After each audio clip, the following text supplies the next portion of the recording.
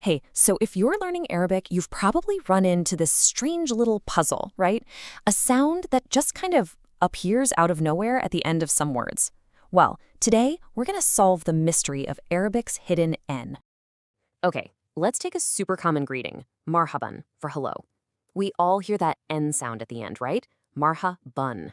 But if you look at the way it's written in Arabic, there's no noon, that's the N letter, anywhere in sight. So what's going on? Where is that sound actually coming from? Let's dive in.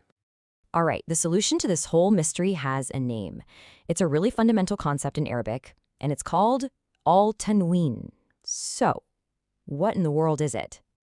So here's the secret. Al-tanween isn't a letter at all.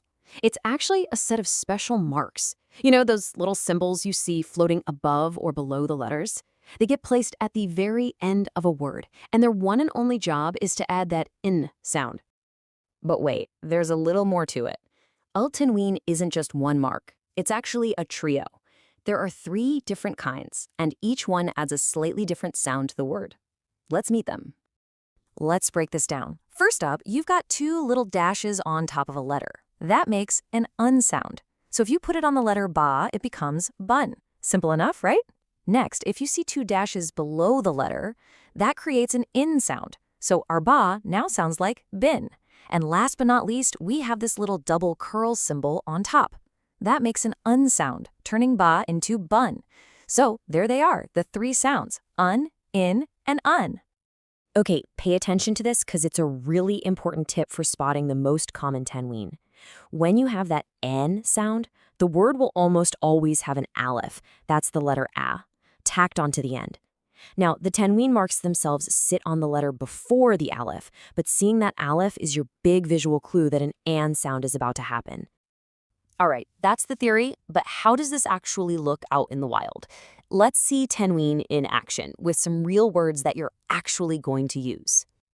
And look at that, we're right back where we started, marhaban. Now it all makes sense. If you look closely at the end, you can see those 2 dashes making the an sound, and it's sitting right before that extra aleph we just talked about. That's what gives us the bun at the end. See? Mystery solved. Let's do another one with the an sound. The word for morning is sabah, but if you want to say in the morning, it becomes sabahan.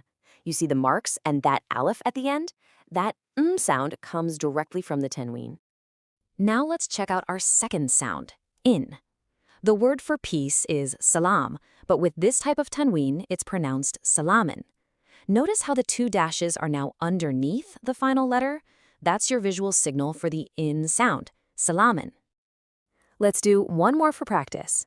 A doctor is tabib, but here it's pronounced tabibin. And again, you can see those 2 marks at the bottom telling you to add that in sound at the end. Tabibin. Easy, right? And finally, our third sound, un. The word for happy is sa'id, but with this particular tanween, it becomes sa'idan. Just look for that unique little double curl mark on top of the last letter. That's your cue to add the un sound. And just like that, you've now seen all 3 types in action. So, okay, you can see the marks, you know the sounds. But why is this so important, especially when you're just starting out? Let's talk about the big picture here and why this one little detail makes a huge difference. So why does this matter so much? Well, for starters, it's absolutely crucial for correct pronunciation. You're also going to see these marks all the time in written Arabic, especially in books and more formal writing. And you'll even hear it pop up in some spoken dialects. Honestly, for both reading and listening, just being able to recognize tanween is the vital first step to getting the word right. Now, you might be thinking, okay, but when do I use an instead of in or on? And as our source material very wisely points out, the type you use depends on the word's position in the sentence. But, and this is the important part, don't overwhelm yourself with that stuff yet. That's advanced grammar for way down the road.